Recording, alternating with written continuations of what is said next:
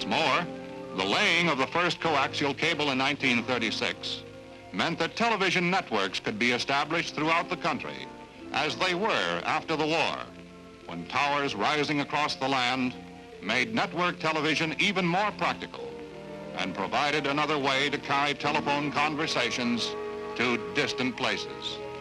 Radio relay was an outgrowth of earlier research in radio and radar. Radar transmitted high-frequency radio waves. When some of them struck a distant object, they were reflected back to highly sensitive antennas. Like radar, microwave radio relay also transmitted very high-frequency radio waves. But research found a way to narrow the beam and aim it with great precision toward a receiving antenna on the distant horizon. That beam, like an invisible wire through the air, served as carrier to transmit first nearly 500 conversations, then 1,200, and then 1,800 conversations at once, racing from tower to tower at speed of light. However, some frequencies were so high that rain and snow interfered with them. Once again, it seemed as if nature could limit man's progress in bringing the far sound near. But even as far back as the early 1930s, Dr. George Southworth, now retired, had been experimenting with the transmission of high frequencies through hollow pipes called wave guides. Recent tests promise that these experimental wave guides may be able to transmit 200,000 telephone conversations at one time.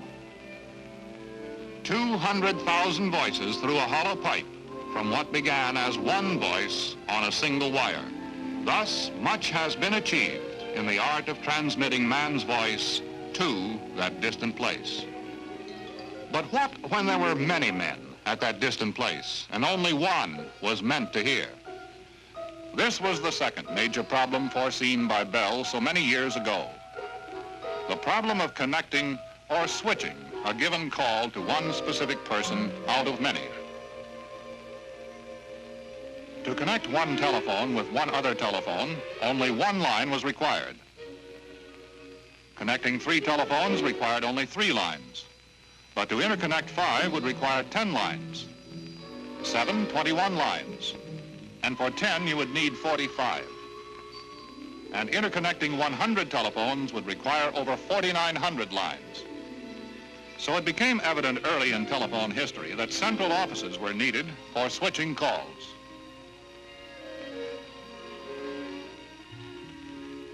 To make connections, the telephone companies used the most valuable invention of all time, an invention for which, unfortunately, Bell System Research cannot take credit. The girl operator had all the qualifications that were required to make connections in those days. She had responsiveness. Number, please. Operator, get me Boston, Parkway 32. She had memory. Boston, Parkway 32. Yes, sir. She had the mechanical dexterity to handle the switching process. I'm sorry, sir. The Boston lines are all busy. And she had logic to select another route if no line was available. Perhaps I can connect you through Hartford.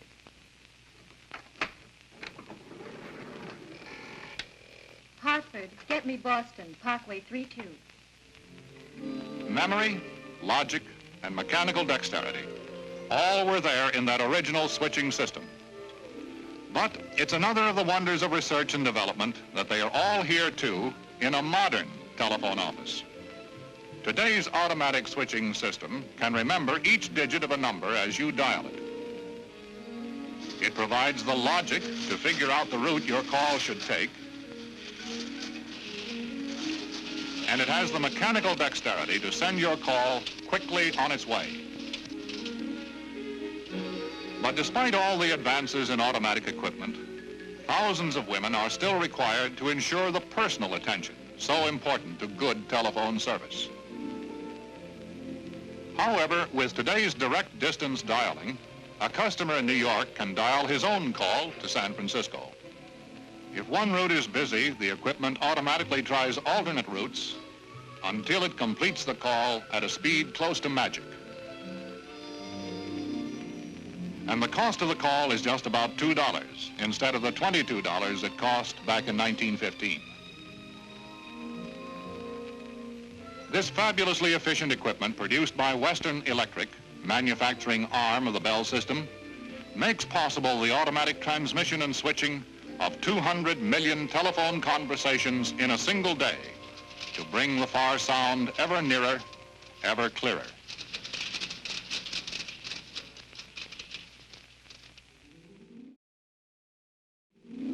But the improvement of communications never stops at Bell Telephone Laboratories. Thousands of technicians, engineers, and scientists work in these buildings in New Jersey that are the center of research and development activities for the Bell system. The leaders at Bell Laboratories have always believed that research scientists should have freedom of ideas, freedom of action. A man is free to seek what truths he will, working alone or with others who also seek new knowledge, which will add to man's understanding of his world. This concept of freedom guides men who have been seeking answers for a lifetime. It guides men whose days of searching have just begun. An advance in communications at Bell Laboratories is only the takeoff point for basic research scientists who seek constantly for new knowledge. For example, these relay switches link the pathway for your calls across town and across the nation. They can open or close a circuit in a thousandth of a second. Fast? Sure, but not fast enough for this electronic age. Engineers knew they could replace those relays with vacuum tubes. A tube could operate as a switch in 2/millionths of a second. However, tubes require more power than relays, and they generate more heat. Therefore, they require more space, and in many cases, a tube has a limited lifespan.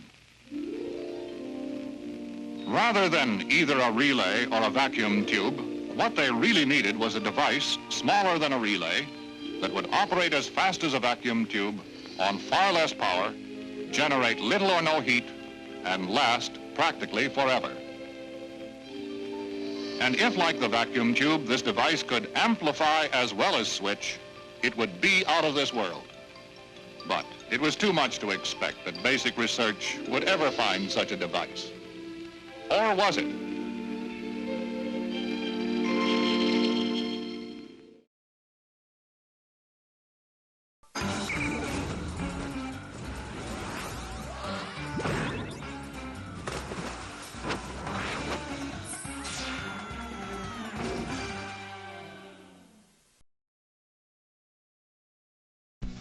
O sistema de televisão brasileiro, SBT, não tem isso.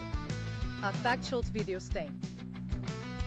Se o SBT não tem, a Factshoot Videos tem e já dublou. Chaves e Chapolin, do México ao Chile. No Show, Jingle e Dango, no Chile. Um sorteio especial, no show Jingle e Dango, no Chile. Foi uma transmissão local do Chile em preto e branco. Em 1977, no Chile. Em 2024, o show ganhou uma versão colorida. Veja aqui no YouTube, OK Who e Bibli. Nos vídeos da Thatcherl. Nos vídeos da Thatcherl. Nos vídeos da Thatcherl. Nos vídeos da Thatcherl. Moedinhas e chocolate pan é um tesouro bem gostoso de comer. Moedinhas e chocolate pan é uma delícia, todo mundo vai querer. Lá em casa, nas cestinhas, não pode faltar. A criançada se diverte, ninguém para de comer. Moedinhas e chocolate pan é uma delícia, todo mundo vai querer. Chocolate Pan, fazendo seus momentos inesquecíveis.